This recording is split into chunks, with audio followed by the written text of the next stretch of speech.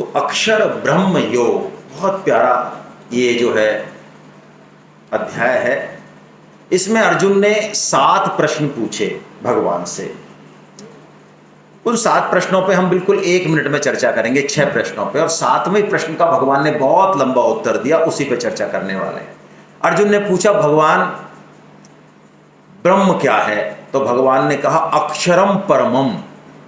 अक्षर मतलब जिसका क्षरण नहीं, जैसे हम, लेकिन हम ब्रह्म नहीं है। भगवान ने कहा परम अक्षर जो है वो ब्रह्म है। अर्जुन ने कहा अध्यात्म क्या है? अध्यात्म, हम अध्यात्म करते हैं ना।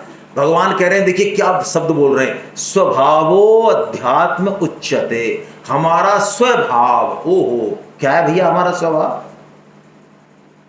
अरे अंत पंत हमको जाना भगवान की। भगवान कैसे हैं? सच्चिदानंद घन हैं। कैसे हैं? हमारे हर काम में आनंद की तलाश रहती है। सत्य की भी है, चित्त की भी है, वो मैं चर्चा नहीं कर रहा हूं। आनंद की तलाश रहती है। बोलो, हम जो काम करते हैं, कोई दुकानदार लगा हुआ है गर्मी में भी, तो किसके लिए लगा हुआ है? पैसा। पैसे का भी अंत में क्या है? अब क्रम ले लो, कोई गलत काम भी कर रहा है, कोई कुछ भी कर रहा है, उसके मूल में क्या छुपा हुआ है? सुख, आनंद। तो यानी हमारा स्वभाव है भगवान की तरफ चलने का। ये बाय डिफॉल्ट हमारे जीवन का उद्देश्य है। तो भगवान ने कहा ये स्वभाव ही हमारा अध्यात्म है। और भगवान ने कहा कर्म क्या है?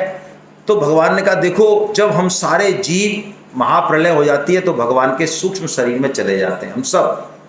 और सूक्ष्म शरीर में कैसे जाते हैं भगवान के में? कि जितने भी हमारे संस्कार हैं कर्मों के, करोड़ों जन्मों के, उनको लेके, उस आईसी को, उस चिप को लेके हम जाते हैं। उस समय कोई कर्म नाम की चिड़िया नहीं होती है, कोई कर्म वरम कुछ नहीं होता है कहीं भी। फिर भगवान जब महासर्ग करते हैं तो उन सभी जीवों को उनके कर्मों के अनुसार योनियां प्रदान करते हैं। तब भगवान कर्म नाम की एक परंपरा शुरू करते हैं। पहला जो आदि कर्म है वो भगवान करते हैं, वहां से ये कर्म परंपरा चली है। यदि भगवान वो कर्म नहीं करें तो हम किसी तरह का कोई कर्म करने के योग्य नहीं है, संभव भी नहीं है। फिर अर्जुन ने पूछा अधिभूत क्या है? कि जो भी नष्ट होने वाला है वो अधिभूत है। पुरुषस्य, हम अधिदेव हैं, देवता ब्रह्मा जी वगैरह, और अधियज्ञ भगवान विष्णु है। ये तो हो गए 6 प्रश्न, ज़्यादा दिमाग इसमें लगाना नहीं है। अब अंतिम प्रश्न जो हमारे काम का है, और बहुत महत्वपूर्ण प्रश्न है ये। गीता में से यदि एक चीज उठानी हो बहुत जल्दी जल्दी तो इसी चीज को उठाएं आप। ऐसा प्रश्न है ये वही प्रश्न है जो परीक्षित जी ने सुखदेव जी से पूछा, और जिसके लिए सुखदेव जी ने 18,000 श्लोक बोले। श्रीमद् भागवत पुराण में सिर्फ और सिर्फ इसी 2 प्रश्नों के उत्तर हैं। मरने वाले को क्या करना चाहिए, और जो अभी मरने वाला हो उसका मुख्य कर्तव्य। अभी मरने वाले बैठे हैं जानवी में, कोई है? कोई नहीं है। हाँ, बस यही समस्या है। अभी पट्टा है हमारे पास 3 दिन का है। ये सबसे बड़ी समस्या है। ये समस्या नहीं हो तो बताओ, जो चीज घटने वाली है उसके प्रति हम जागरूक नहीं होंगे क्या? होंगे कि नहीं? लेकिन हमारे मन में हम कितनी बात कर लें, भले हमारे मन में इतने कर रहे हैं हम अंदर से कि नहीं यार कुछ भी हो जाए भाई साहब, अभी हम 10-5 साल तो हिलेंगे नहीं कहीं भी। और कितनी उम्र हो भली हमारी, उससे कोई फर्क नहीं पड़ता। ऐसी मदहोशी है ये, मोह ऐसा ही है।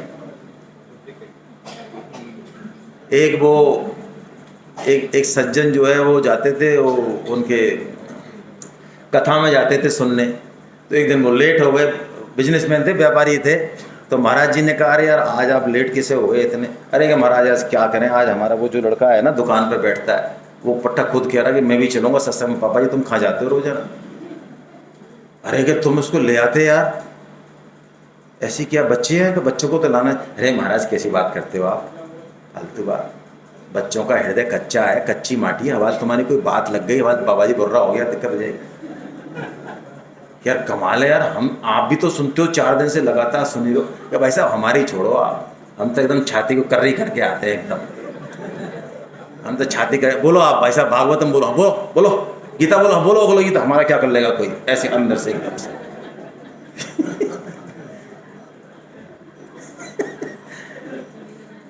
यही हालत हमारी है।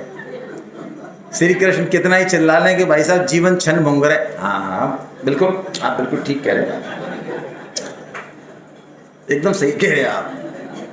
हम भी बोल सकते हैं इस पर आधा घंटा, आप बोल लो पहले, फिर हम बोलेंगे।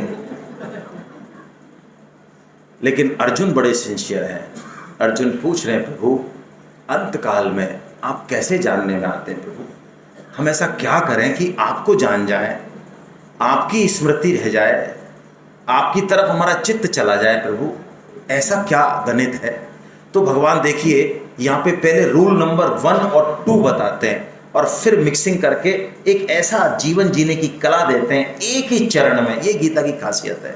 रूल नंबर 2 क्या, रूल नंबर 1 क्या? भगवान ने एक बहुत प्यारी बात बताई 8.5 में। क्या कही? श्लोक नहीं बोल रहे हम, कि अंत काल में जैसा तेरा चिंतन होगा, स्मरण होगा, जहां तेरी वृत्ति होगी तू वहीं जाने वाला है। यानी यदि तू मुझे याद करेगा तो तू मुझे ही प्राप्त। अंत काले च मामेव स्मरण मुक्त्वा कलेवरम। कलेवरम यानी तू शरीर को छोड़ रहा है, मेरा स्मरण करते हुए तो तू मुझको ही प्राप्त होगा, इसमें कोई संशय। अरे यार ये तो बहुत तगड़ी बात बता दी भगवान ने। तो महाराज हमको 40 50 60 70 साल कुछ करना नहीं, वो तू कुछ करे चाहे मत करे, अंत काल में तू मेरा नाम ले लेना तो तू मुझे। भाई साहब ये ठीक है यार, जब जाएंगे जब आपका नाम ले देंगे। भाई जाने का हमको डेट पता है, टाइम पता है, और उस समय हमारी नाक कान आंख सब सही रहेंगे, वो तो हमको पता ही है। बिस्तर पर तो हम होंगे नहीं, सब घर वाले भी खड़े रहेंगे कि हाँ हुजूर बताओ क्या आदेश है ना। अरे क्या दशा होती है मौत के समय। बुढ़ापा क्या है, हैं? लोग कहते हैं ना बुढ़ापा। अरे हम वो मूर्ख हैं जो सामने देखते हुए भी हम नहीं समझना चाहते। मेलोडी खाओ खुद जान जाओ, जब आएगा जब पता चलेगा। ऐसे ही मौत में ये सब इंद्रियां सब कुछ खत्म हो जाती हैं, ये कंठ बिच जाता है, खू खू खू, कुछ नहीं पता है कहते क्या है, इशारा क्या करते हैं, समझते क्या है। हम भगवान का नाम लेंगे, एक छोटा सा दर्द हो जाता है हमारे, तो हमारा चिंतन उसी का रहता है। बोलो रहता है कि नहीं रहता है? तो मौत के समय तो इतनी बीमारियां, इतना दुख होता है, उस समय भगवान का चिंतन करेंगे हम। अंत काले च मामेव, स्वामी जी कहते हैं अंतकाल। अंतकाल का मतलब है अभी अभी अभी। ये जो गया सेकंड बस गया, इसका अंत अभी है। तो जिसने ये सुधारा वो सुधारेगा मृत्यु, और जिसने इसको नहीं सुधारा और मृत्यु की वाट देख रहा है वो महामूर्ख है। ये रूल नंबर 1 और रूल नंबर 2। भगवान ने कहा बेटा अंत काल में जो स्मरण रहेगा, मेरा हुआ तो तू मुझके प्राप्त होगा, और कुत्ते का हुआ तो है महाराज तो कुत्ता ही बनेगा भाई। अब हमारा रूल है, हम क्या करें? कितने लोगों के घरों में कुत्ते हैं भाई? बताएंगे थोड़ी मेरे को, कोई नहीं बताता है, कोई हाथ खड़ा नहीं करता है सेमिनारों में। और इतने कुत्ते देखते हैं घरों में, घरों में नहीं, घर में देखें तो बहुत अच्छी बात है, चलो देख लिया, कोई समस्या होगी, कोई जरूरत होगी। वो बाहर से कुत्ता बेडरूम में आ जाएगा, बेडरूम से पट्टा वो ड्राइंग रूम में, ड्राइंग रूम से बेडरूम, किचन, अरे खोपड़ी में घुस जाएगा, यहाँ बैठेगा यहाँ। और क्योंकि कुत्ता तो वफादार है, उतना वफादार ना तो पत्नी है ना पुत्र है, तो एकदम हृदय में है, यहाँ है, यहाँ कितना ही कह लो बोले, एकदम घुसा हुआ है यहाँ। तो भाई कुत्ते में यदि मन है, कुत्ते में यदि दिल है, तो पक्की बात मान लीजिए भगवान श्री कृष्ण का कोई लेना देना नहीं है। हम कुत्ता बनने की तैयारी कर रहे हैं, क्योंकि स्मरण का विज्ञान है कि जहां जिंदगी भर चित्त रहा है, अंत समय में वही याद आने। स्मरण का 2 विज्ञान है। एक तो जो हमने पाप कर्म किया, सबसे पहले तो मृत्यु के समय वो निकल के आता है, 1000 10,000 कर्मों में से वो निकल के आएगा, पुण्य कर्मों में से भी। क्यों ऐसा क्यों भाई? हमने 10,000 किए, पाप तो एक ही किया, वही क्यों निकल के आ रहा है? देखिए पाप कर्म करते समय जितना हमारे चित्त की, मन की, बुद्धि की एकाग्रता होती है, उतना पुण्य कर्म करते हुए, हाँ मान लो पाप कर्म करते हुए जाते हैं तो मजा ले, कोई सूंघ भी ले हमको, कोई देख भी ले, इतना कॉशियस होते हैं हम, तो उस कर्म के संस्कार बहुत गहरे बनते हैं चित्त पर। लेकिन माला करते हुए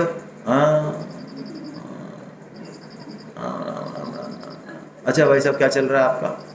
सरसों बेच दी क्या आपने? राम राम राम राम राम। अब इसके संस्कार ही नहीं पड़ रहे कहीं। कर तो ली माला बहुत, लेकिन संस्कार कहीं पड़ नहीं रहे। तो बहुत खतरा है अंत समय में। मरने की तैयारी अभी करें। स्वामी जी कहते हैं हम ऐसे मूर्ख राज हैं कि 3 दिन की यात्रा पर जाएंगे तो अटैची 1 दिन पहले जमाएंगे, क्या क्या पूरा तैयारी करेंगे। 1 दिन की यात्रा पर जाएंगे तो तैयारी करेंगे, और वो तो जरूरी नहीं है ट्रेन कैंसिल हो जाए, नहीं जाना हो, कोई कुछ भी हो जाए, वो यात्रा जरूरी नहीं है। लेकिन ये यात्रा कंफर्म है, 100% है, लेकिन इसकी तैयारी हम नहीं करना। तो आइए इसकी तैयारी बताते हैं भगवान। एक श्लोक में पूरे जीवन जीने की आर्ट ऑफ लाइफ देते हैं। तस्मात् सर्वेषु कालेषु मामनुस्मरयुध्य च मयि अर्पित मनो बुद्धिर् मामेवैष्यसि संशयम्। क्या बात कही भगवान ने।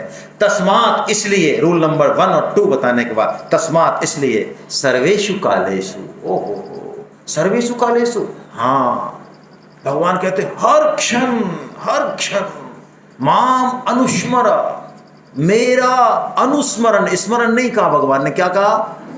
ओहो, तार टूटे नहीं, जैसे तेल धारावत नहीं होता है, तेल टूटती नहीं है धारा, ऐसे धारा टूटे ना। और युद्ध चय, वाह क्या बात है। यानी जो हमारा कर्तव्य कर्म है वो भी हमें पूरी तरीके से करना है, और स्मरण भगवान का रखना है। यानी मन और बुद्धि हम भगवान को दे दें तो भगवान कहते हैं तुम मुझे ही प्राप्त होगा, चाहे ये मेरा वादा है, संशय नहीं है इसमें। चाहे कुछ हो जाए हमारी जिंदगी में, बड़े से बड़ी दुर्घटना हो जाए, एक्सीडेंट हो जाए, कोमा में चले जाए, कुछ हो जाए, लेकिन ये वादा है भगवान का। हमने वृंदावन में एक बार गए तो एक बहुत वृद्ध संत थे, करीब 100 साल से ऊपर के।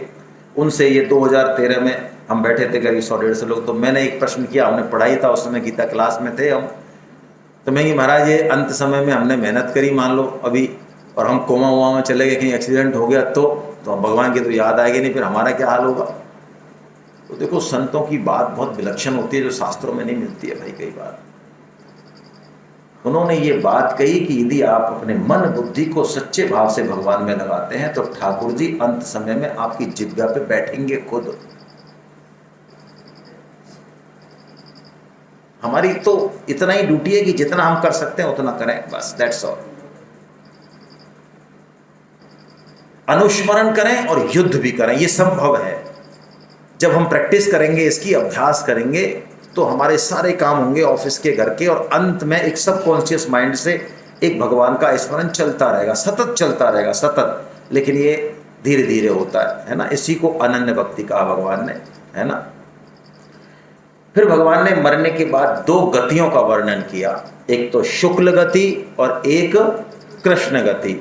शुक्ल का मतलब उजाला, प्रकाश, ज्ञान, भक्ति, इसमें जो जाएगा वो वापस, और कृष्ण गति मतलब अज्ञान, अंधेरा, मोह, आसक्ति, इसमें जो जाएगा वो वापस। इसके मतलब ये नहीं है दिन में मरेगा वो तो नहीं आएगा और रात में मरेगा वो आएगा, ऐसा कुछ नहीं है लेना देना। काशी में मरेगा और वृंदावन में मरेगा तो हाँ नहीं आएगा, पहुंच गया भाई। और तो जिंदगी में कुछ किया नहीं चाहिए, जो जाते समय शरीर को ले जाए काशी पटक दो, है ना, कितना सस्ता सौदा है। ऐसा नहीं होता भाई। और आपको मैं गणित बताऊं क्या, वृंदावन में सुनने को मिली ये बात संतों से, लोग 10-10 साल मकान खरीद के वृंदावन रहते हैं इसी चक्कर में, और जब मौत आती है तब वो वृंदावन में नहीं होते।